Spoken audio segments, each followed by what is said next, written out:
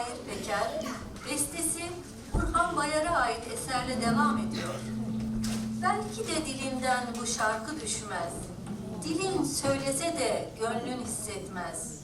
Bilsem bile benim için fark etmez, bir tek dileğim var, mutlu ol yeter.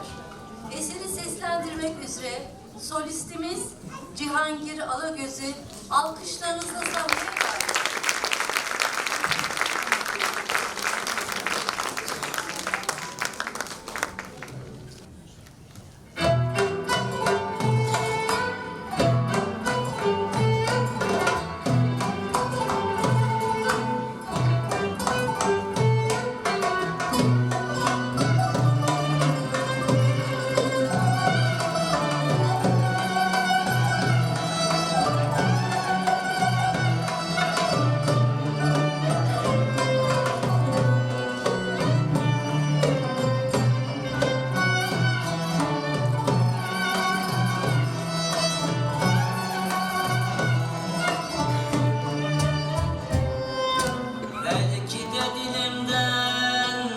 Şarkı düşmez, dilim söylese de gönlüm hissetmez. Bir sen bir de benim için fark etmez. Bir tek dileğim var, mutlu ol yeter.